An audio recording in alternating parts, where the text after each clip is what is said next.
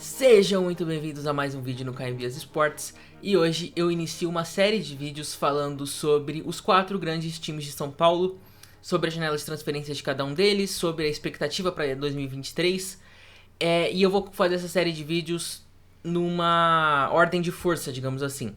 Eu vou começar hoje com o Palmeiras, aí depois eu falo do Corinthians, do São Paulo e do Santos nessa ordem, que é a ordem que eu imagino que eles iniciam 2023 ranqueados, assim, em força. Começando já hoje com o Palmeiras. O Palmeiras não trouxe ninguém até agora. Eu tô gravando isso no dia 24 de janeiro, então até difícil falar da janela de transferências do Palmeiras. Mas já teve 7 saídas, dentre elas as mais significativas e talvez as únicas significativas de fato são as perdas de Gustavo Scarpa e de Danilo, ambos pro Nottingham Forest, da Inglaterra. E o Palmeiras, as duas grandes especulações do momento são justamente os jogadores que teoricamente entram para fazer essas funções aí, digamos, de Danilo e Scarpa. O primeiro é o Matheus Henrique, o Mateuzinho, ex-Grêmio. Ele é um volante que, assim, eu gosto da contratação do Matheus Henrique. Hoje eu falei que ele é ex-Grêmio, ele tá no Sassuolo da Itália. Mas eu não vejo ele fazendo exatamente o que o Danilo fazia. Então eu acho que se ele chegar, é uma boa contratação sim, mas o Abel teria que mudar talvez o estilo do que o Palmeiras funcione, mudar a engrenagem ali do meio campo. Porque com o Danilo, eu via muito, assim, teoricamente o Danilo era o primeiro homem e o Zé Rafael o segundo. Mas eu via muito essa alternância, eu via muito o Danilo chegando, pisando na área. E eu não vejo também o Danilo como esse cara, assim, esse 5 tradicional, digamos assim, que protege em frente da sua área, sozinho ali, ele é o cão de guarda, como era o Felipe Melo no Palmeiras antes dele. Eu não vi o Danilo assim também, então eu acho que ele dividia as funções com o Zé Rafael, tanto defensivas quanto ofensivas. Então tinha vez que o Zé Rafael pisava na área, fazia gol, batia de fora da área e tudo mais, mas também tinha vez que o Danilo fazia isso. E do outro lado a mesma coisa, o Danilo muitas vezes fazia aquele jogo espetacular, roubando a bola de todo mundo ali, aquele cara correndo pra todo lado ali que você ficava, meu Deus do céu, o que esse cara tá jogando? Mas muitas vezes o Zé Rafael que fazia essa função.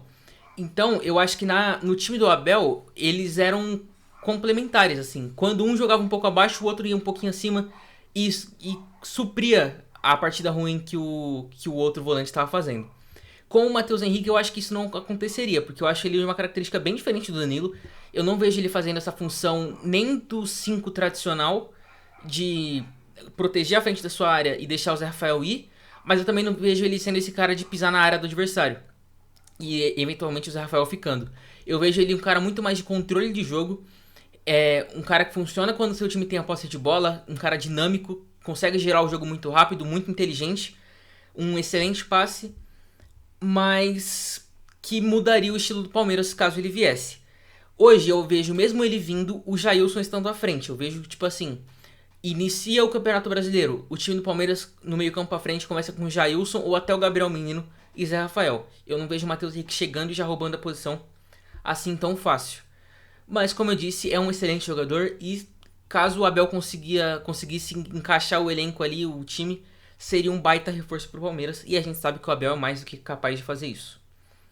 O outro jogador que o Palmeiras está interessado é o Michael, o atacante do Al Hilal da Arábia Saudita, ex-Flamengo. E ele também não é exatamente o Scarpa. Esse é mais diferente ainda. O Scarpa é um meia, que muitas vezes jogava aberto. O Zé Rafael não. O Michael não, perdão. O Michael é aquele ponta quase que o Dudu. Aquele ponta que joga aberto, vai pra cima do lateral a todo momento. E também eu vejo que caso o Michael chegasse, o Palmeiras precisaria de uma mudança ali do meio pra frente. Sem os dois, e com um acréscimo impressionante, porque assim, o Palmeiras ele não contrata ninguém até agora. Mas o Palmeiras talvez tenha o grande reforço do futebol brasileiro, que seja o Endrick. Porque o Endrick tendo uma pré-temporada com o time, o Endrick tendo uma primeira temporada junto com o elenco, ele querendo ou não, ele vai melhorando, porque ele tem 16 anos, então ele vai melhorar. Ele vai, no final do ano, ele vai ser um jogador melhor do que ele é hoje. Então, ele participando dessa temporada inteira com o Palmeiras, ele pode ser o cara do time, eventualmente. E com isso, o Palmeiras está nesse início de Campeonato Paulista, que já foram 3 jogos. O Palmeiras empata com o São Bento, vence o Botafogo de Ribeirão e empata com o São Paulo nesse final de semana. O Abel tá tentando encaixar um jeito ali diferente do time jogar. Contra o São Paulo, por exemplo, eu vi uma tentativa do Abel muito mais de Eu acho que ele não quer trabalhar tanto com o Rony aberto. E como o Endrick é esse 9, ele tentou trabalhar com os dois mais próximos, o Rony quase como um segundo atacante. E ele espeta o Dudu na esquerda e espeta o Marcos Rocha na direita. Só que qual que é o problema disso, na minha opinião? Eu não vejo o Marcos Rocha sendo esse lateral tão agudo assim pra fazer essa função de quase um ponta com a bola. E daí sem a bola, assim, o Rony abria e fazia a recomposição pelo lado direito. Então ele começa o jogo contra o São Paulo assim, e eu não sei se é a melhor maneira, porque eu não vejo o Marcos Rocha sendo esse cara.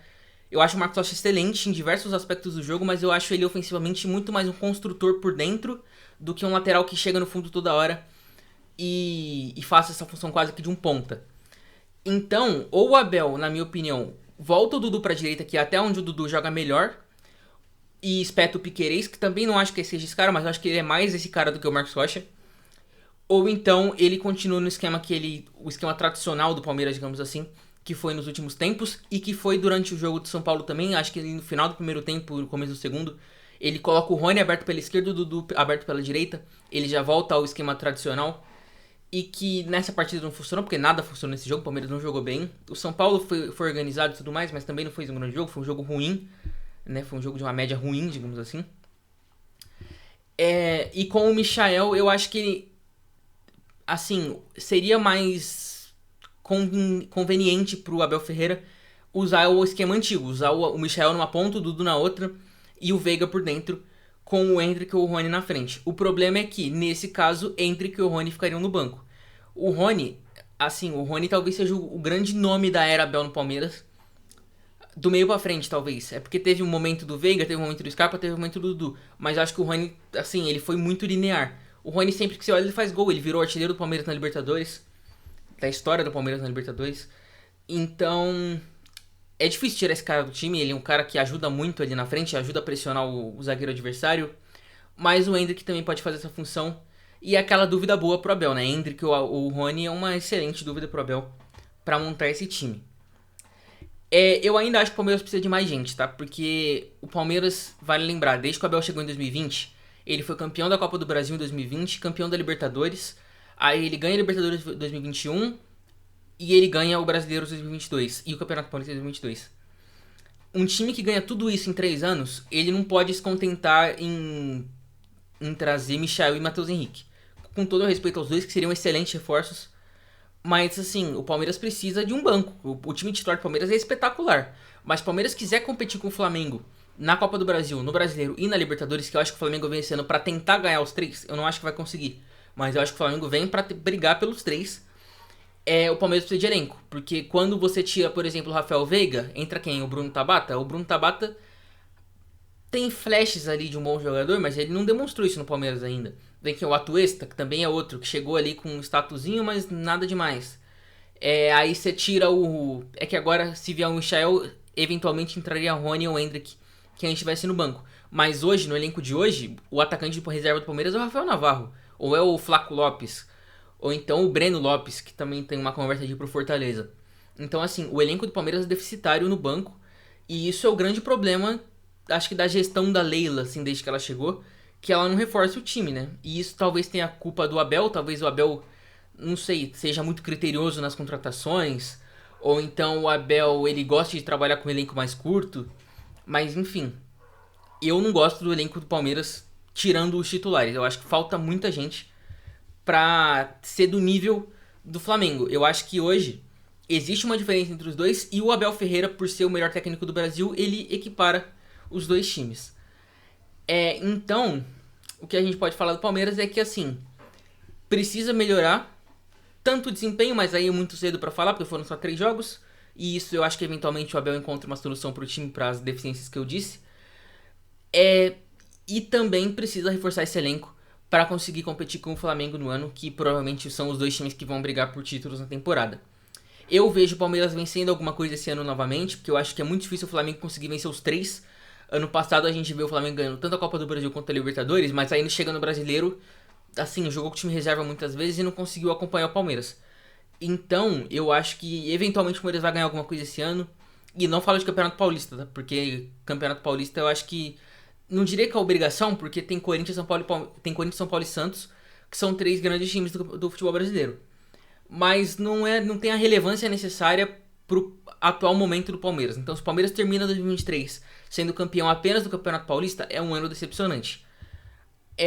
Então é isso, eu vejo o Palmeiras vencendo alguma coisa esse ano ainda. Eu também vejo o Palmeiras se reforçando, não acho que vai terminar a janela assim, porque, cara, não é possível. Tanto dinheiro que o Palmeiras ganhou em premiações, com dinheiro que ganhou do Danilo, não dá pra não trazer ninguém. E não dá pra trazer só 2 jogadores, só o Matheus Henrique e o Michael. Precisa de mais gente, e gente boa, né? Eu acho que não é a hora do Palmeiras ir num... É que é difícil falar isso porque poderia dar certo, né? Mas eu não sei se o Palmeiras tem que ir no mercado sul-americano e buscar uns jogadores mais desconhecidos, como buscou o Benítez e o Flávio Lopes. Eu não sei se o Palmeiras tá nesse nível. Eu acho que essas contratações são contratações pro Corinthians, são contratações pro São Paulo, que não são times que têm tanto dinheiro e buscam ali alguma solução no mercado, não interno, mas no mercado próximo, ali no mercado sul-americano, para reforçar a equipe. Eu vejo o Palmeiras com um status de assim... Ah, o que a gente precisa? A gente precisa de um ponta? Beleza, quem que é o melhor ponta que dá pra vir? Vem esse ponta. Eu acho que o Palmeiras tá nesse nível e o Palmeiras tem que agir como um time que está nesse nível. Então, é isso. Eu acho que... Mas eu acho que vai, tá, o palmeirense. Eu acho que o Palmeiras vai contratar ainda. Acho muito difícil, até pela pressão. O Palmeiras empata com o São Paulo e já tem gente pichando o CT lá, pedindo reforço. Então, assim, a torcida entende o momento do Palmeiras e eu acho que a Leila vai entender e vai acabar contratando gente. É isso, o vídeo de hoje. Amanhã sai o vídeo do Corinthians, depois o vídeo do São Paulo e o vídeo do Santos, um em cada dia.